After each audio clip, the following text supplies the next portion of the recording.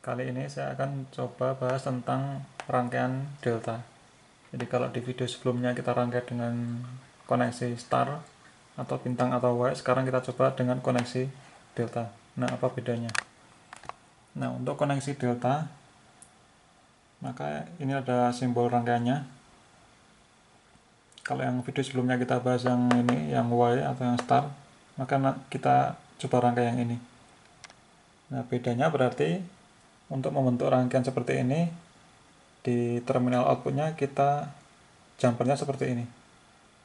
Jadi kita lihat di sini bahwa U1 itu ketemu W2. Jadi U1 itu ketemu dengan W2. Kemudian W1 ketemu V1. W1 ketemu V2, sorry. W1 ketemu V2 dan V1 ketemu U2. V1 ketemu U2. Nah, ini ujung-ujungnya ini dapat supply dari PL. Nah, ini supply dari PL-nya ini ya. Nah, output trafo distribusi dari PL kan star. Ini ada netralnya. Nah, yang kita pasang adalah yang ini. Berarti ini adalah bagian trafo milik PLN, ini adalah bagian motor listrik.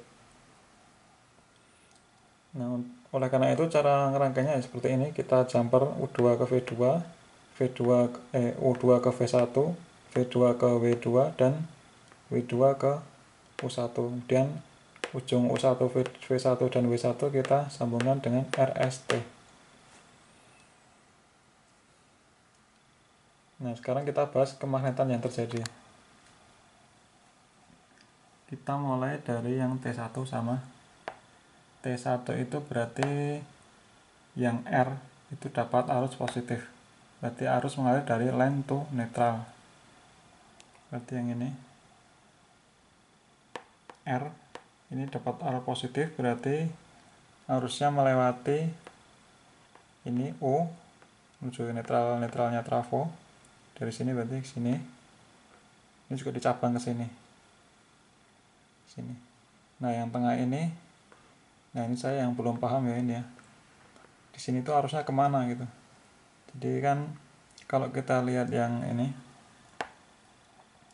ketika di T1 itu R-nya positif dan S dan T itu negatif di sini.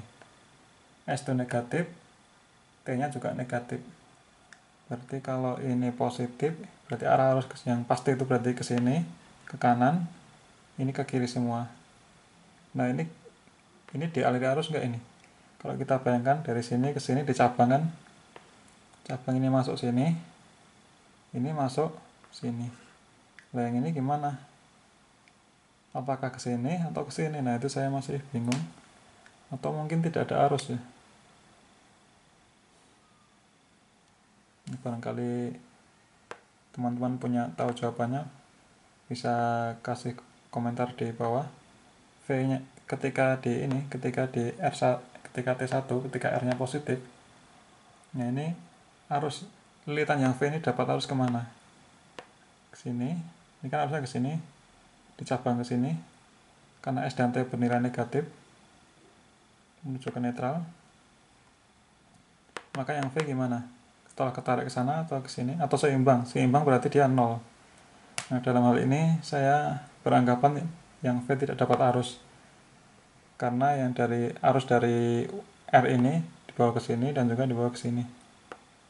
Ini ke sini atau bingung kan? Berarti dia mungkin dia adalah 0, tidak ada arus. Nah, maka yang kita perhatikan hanya lilitan U dan W. Jadi ketika R-nya itu positif, yang kita perhatikan adalah yang di cabangnya ini, U dan W. Ini tidak kita perhatikan. Begitu juga dengan ketika S-nya positif, maka yang kita perhatikan hanya V dan U.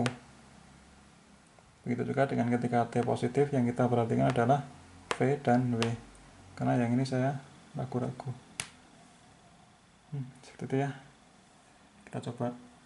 Ketika T1, R-nya positif, berarti R-nya positif, berarti arus mengalir dari U1 ke U2. Sebelum bahas ini rangkaian ini ya. Rangkaian yang sesuai dengan ini. Berarti U1 kita gabung dengan W2 dapat R.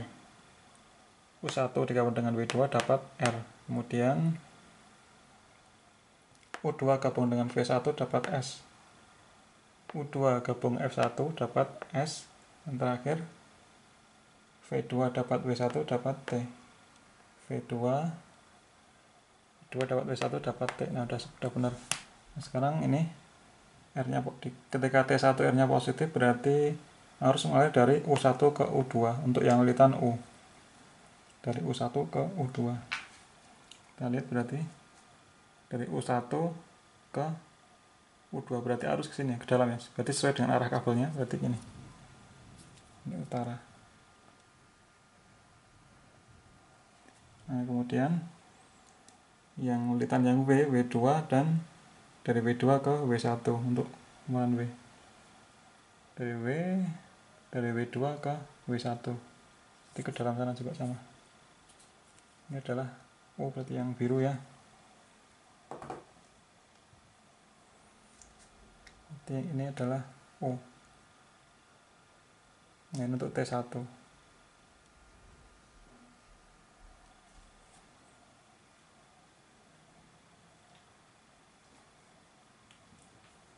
Untuk T2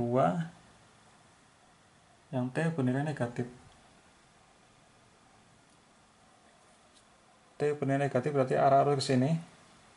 Berarti yang kita perhatikan adalah V dan W.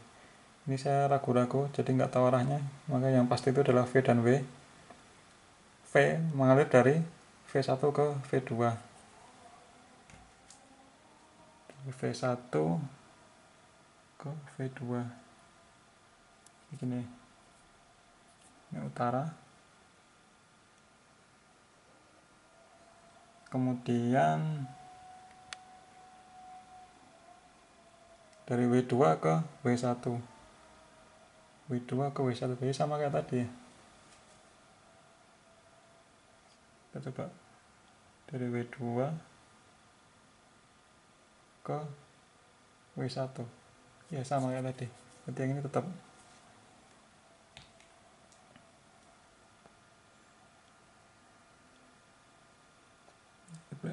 berarti magnet yang kedua ketika T2 yang terbentuk ini. Jadi dari sini ke sini kan ada dua, berarti kalau misalkan ini sama besarnya berarti ini ketarik dari sini ke sini kan satu kutub ini, utara dari awalnya dari sini menuju ke sini. Sekarang ke T3 itu yang S menilai positif. Yang S positif berarti yang kita perhatikan adalah yang V dan U. Ini kita abaikan karena saya belum paham ya. V dari V1 ke V2. Dari V1 ke V2 berarti sama. Yang T3 ya.